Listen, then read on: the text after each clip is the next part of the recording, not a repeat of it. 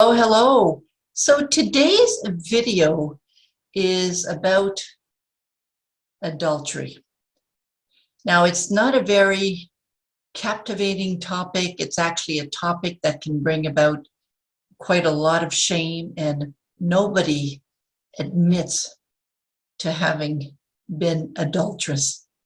So it's not a fun topic to talk about, but I'm going to be talking about it because I want you to understand that it happens, right? Women commit adultery, men commit adultery, I committed adultery, and it's definitely not something that I'm proud of or that I was proud of. In fact, I didn't even talk about it for the longest time. My name is Linda G. Robert. I'm your Back in the Groove Again coach, helping you live your best life right now so you can love what you do. And I'm sharing my story with you today, my story of being adulterous or promiscuous, both, in fact. I'm sharing it with you to tell you that changes are possible. Some work. So it's a story of hope. It's a story of new beginnings in some cases. And that's why I'm sharing my story with you.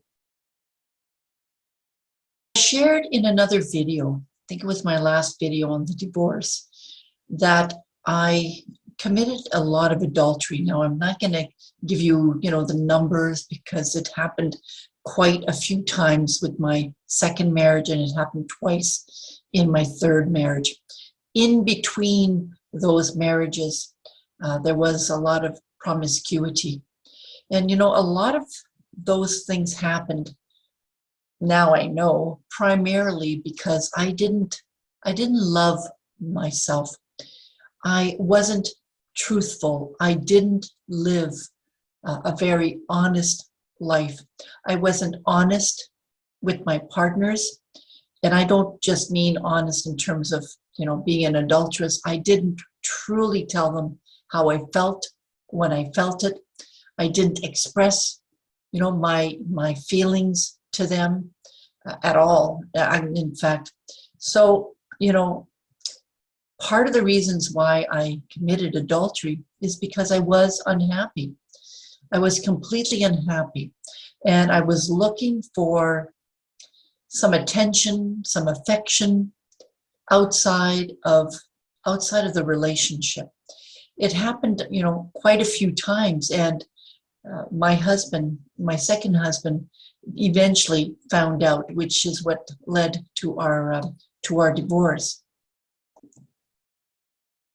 When I was doing that, I wasn't feeling guilty. I kind of kept it to myself, which means I almost like pretended that I wasn't married. There wasn't a voice in the back of my mind that said, "Linda, what you're doing is wrong."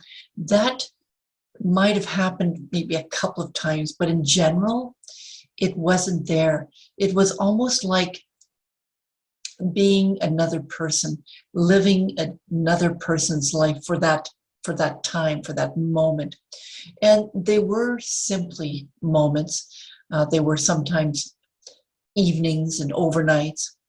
Sometimes they were just, a few hours, depending on, who I was having that relationship with. And sometimes it was with younger men. Most of the time it was with younger men. No, it didn't happen with older men, now that I think about it. So it was mostly with younger men, mostly because, I was having fun, I was full of life, I was full of energy, and I didn't experience that in my relationships. I didn't feel that I could be my true self in my relationship. So I'm not putting any blame on anyone, except I'm taking my responsibilities. Now, I have to admit that, when you are in a relationship, both partners are, in fact, responsible for what happened in a relationship. And I don't want to speak for my exes at all. I can only, speak for myself. that I lied. I remember when I was going out, I would tell my ex that I was meeting a friend, and in fact, that was not true. Sometimes I would go out with a girlfriend, and then with a girlfriend, we would go out to the bars or to a party, and that's where I got myself into trouble. And of course, I shared that with another video, that there was always, and I'm trying to think if there were any situations that didn't involve alcohol. Yeah, there were some situations that didn't involve alcohol, come to think of it. But most of the time there was alcohol involved. Now, when I would come back home, I would be back to my normal self. I'm sure my ex must have known something was going on, but he never asked. Or if he did, those few times, I would, just say, oh, nothing's wrong, or I just went out with a friend. So, this is where I could say that both people are responsible, because, if you have a good relationship with your partner, you're going to be in tune with your partner. If you've been honest with your partner all along, I mean, completely honest, your partner is going to be able to tell when you are not being yourself, or when you're not comfortable, or you're not at ease, or when you're extra quiet. The partner will question that. And so if you're honest from the start, and if I wasn't honest at all. I wasn't honest, period, at that time. But I can see that being honest, truthful from the beginning of a relationship, whether it's a dating relationship or a marriage, that opens up the possibilities of expressing how you truly feel, and not expressing it hoping that the partner changes, because technically you can't change somebody, but hoping that by being truthful, that the partner listens, hears you, reflects back, and maybe makes different decisions as a result of what you've mentioned. I remember many years ago when I was married, the idea of having an open relationship came up. Back then, this was in the early 80s, it was talked about having an open relationship. And we talked about it a little bit, but at the end of the day, we didn't want an open relationship. I didn't want to know that my partner was having relationships with other women, and he didn't want to know, or he didn't want to hear that I was having relationships with other men. In fact, at that time, because of my unhappiness, because I wasn't honest and living a truthful life, I didn't know what I want, and I didn't express that at all. I didn't know what being in a committed and loving relationship meant. I hadn't experienced that as a young woman, as a young girl, when my parents were together and then eventually got divorced. I never did have a healthy relationship. So I really didn't know what it was. I didn't have any role models. I didn't experience it. And so I didn't know how to be in a relationship. I simply accepted what was. I mentioned in another video that we got married because we had a child. That's why we got married. And so we didn't get married because we loved each other and we were in love, unfortunately. We got married for a very, practical reason, because we had a child. And so the idea of being in a committed relationship is not something that I really understood. It only really started happening back in my late 40s. I started to realize the impact of my behaviors. Now, keeping in mind here that I got married 3 times. The last marriage was in my 30s. So in my 40s, I wasn't married.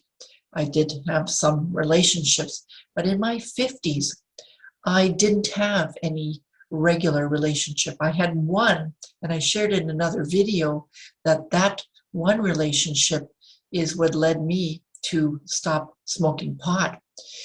And over the years, I learned what it was to be in a relationship, and I did see myself actually being in a longer and longer and longer relationships where I wouldn't go from one relationship to the next because there was a pattern of that after I broke up or we split up.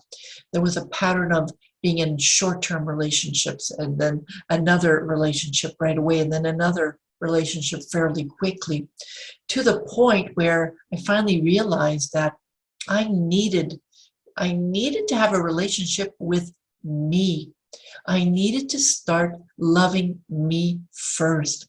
And basically, that's what I started doing in my 50s. I know that sounds like a long time ago. It was, in fact, over 10 years ago. But I needed to start loving me first, and I needed to have a relationship, a healthy relationship with me. I needed to commit to me. And so, this is one of the tips, and I'll be sharing more tips when I do my live. One of the tips is to enjoy your life as a single person, if you are single. Commit to you. Don't abuse yourself. And don't do anything you don't really want to do. Now I do what I want to do. I use my instincts a lot now. I practice self-care. I won't do things that I don't really want to do. And if I am asked to do something that I don't feel like doing it, I will tell them, it's not a good time for me to do that.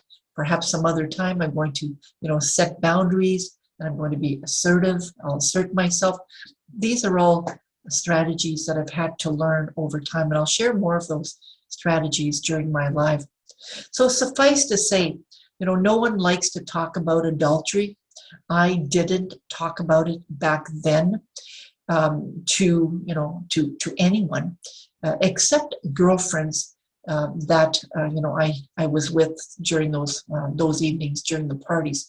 In fact, it was almost like it wasn't a big deal because we both did that, and it wasn't looked upon as being something that was bad. And I think it's because my behaviors were validated by someone else that it seemed okay. Now, fast forward to who I am now, I understand why people do that because I understand why I did it.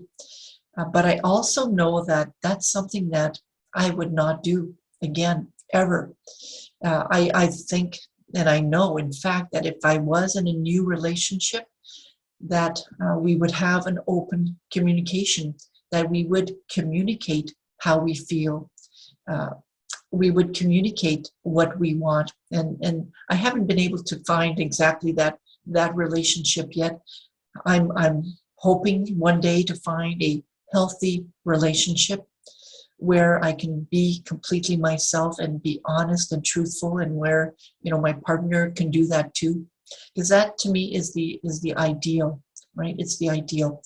And so that's why I know that in terms of committing adultery, like, I trust myself now. So this is something else, right? If you don't trust yourself, then there's work to do to gain that trust again. If you can't rely on yourself, can you really trust and rely on another person? I don't think so. Well, that's all I'm going to say on that note. I hope that the fact that I was able to share my story, my 3 different stories. I talked about my marriages and why they ended. I did talk about my drinking and my use of drugs as well. And today's video, I hope that you're able to understand a bit more about who I am. And during my live, I'll talk more about the strategies, the techniques that I chose to do to really become a healthy person, mind, body, and spirit. If you do want more information on my services, I'd love to be your coach. I'd love to help you get back in your groove again, especially if you are separated and divorced. I do specialize in that. I understand what it's like having been married and divorced twice, married 3 times and divorced twice. I would say that that's my area of specialty. And so I completely understand the ups and downs of being divorced and starting again. So if you do want information, please do go to my website, lindagrobert.com. Send me an email, Linda, or nope, scratch that. Send me an email at backinthegrooveagain@gmail.com. And what we'll do is we'll have a meeting, we'll have a session where you can learn a little bit more about my approach as well. And so this is what I want to leave you with. I certainly hope to help you get back in your groove again. Take care now. Bye.